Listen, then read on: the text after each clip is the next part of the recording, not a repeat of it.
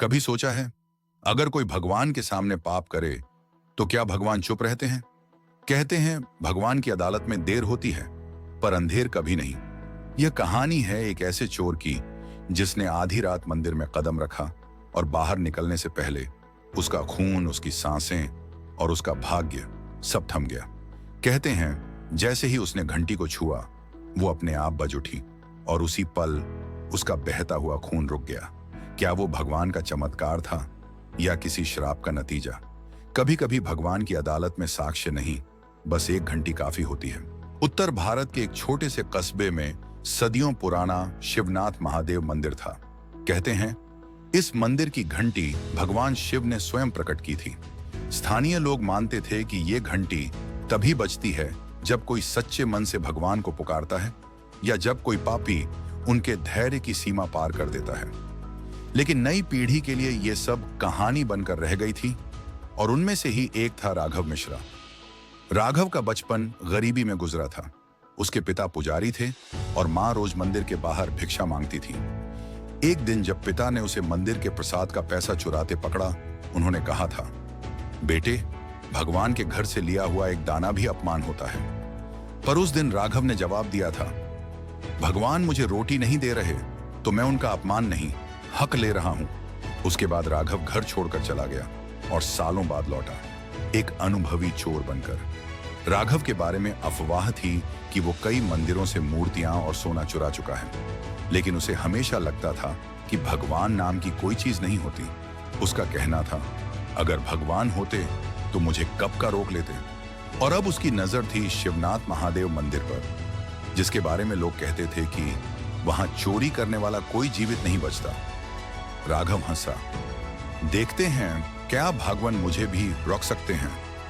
रात के ठीक 12 बजे आसमान में बादल छाए हुए थे। बिजली की गड़गड़ाहट के साथ हल्की बारिश शुरू हो चुकी थी। राघव ने मंदिर की दीवार फांदी, हाथ में टॉर्च और झोला था। मंदिर के अंदर सन्नाटा था, बस दिए की लौ टिमटिमा रही थी। उसने चारों ओर देखा, हर जगह भक्ति की सुगंध थी, मगर उसके दिल में लालच की आग। दीवार पर टंगी थी वो प्रसिद्ध घंटी जो हर सुबह और शाम भक्त बजाते थे। कहते थे जो इस घंटी को सच्चे मन से बजाए उसकी हर मुराद पूरी होती है। राघव ने उसे देखा और हंसते हुए कहा, आज तेरी आखिरी रात है घंटी। उसने जैसे ही घंटी को पकड़ा, अचानक मंदिर की हवा बदल गई।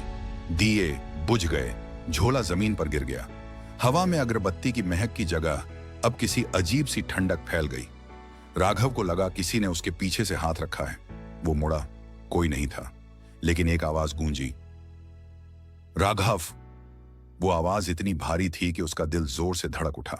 उसने डरते हुए कहा, कौन है वहां? निकल आ सामने। दीवार पर टंगी भगवान शिव की मूर्ति की आंखें लाल रोशनी में चमकने लगी। राघव को लगा शायद बिजली की चमक होगी, पर वो चमक लगातार थी। वो मूर्ति की तरफ बढ़ा, लेकिन कदम अपने आप रुक गए। उसकी सांसें तेज हो गईं। उसने दरवाजे की ओर भागना चाहा, लेकिन दरवाजा अपने आप बंद हो गया। उसने घबराकर चाकू निकाला और दरवाजा तोड़ने लगा। उसी वक्त उसका हाथ फिसला, चाकू उसकी उंगली में धंस गया, खून बहने लगा। वो चीखा, आह! और तभी घंटी अपने आप बज उठी। घंटी की आवाज ने पूरा मंदिर हिला दिया। वो अपने हाथ को देखने लगा, खून बहना बंद हो चुका था। घाव सूख गया था, लेकिन जहां से खून निकला था वहां घंटी का निशान उभर आया था।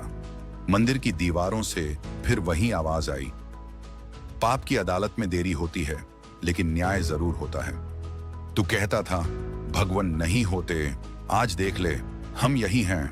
राघव कांपता हुआ मूर्ति के सामने गिर पड़ा। उसने रोते हुए कहा, मुझे माफ कर दो महादेव, मुझसे गलती हो गई। मगर दरवाजा अब भी नहीं खुला था। घंटी लगातार बज रही थी, जैसे भगवान उसके हर झूठ को पहचान रहे हों। उसने रोते रोते अपनी चोरी की हुई मूर्तियां वहीं वापस रख दी और जमीन पर सिर रखकर बोला, अगर सच में हो तो मुझे सुधारने का मौका दो।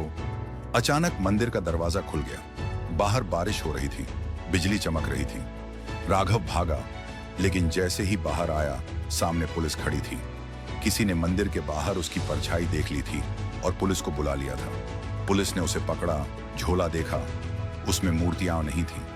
राघव कांप रहा था, बार बार कह रहा था, भगवान ने सब ले लिया, सब वापस कर दिया।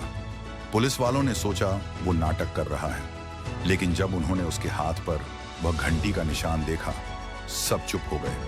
निशान से हल्की रोशनी निकल रही थी, जैसे कोई दैवीय छाप हो। जेल में राघव ने खाना पीना छोड़ दिया। वो रातों को उठकर महादेव महादेव जप करता रहता।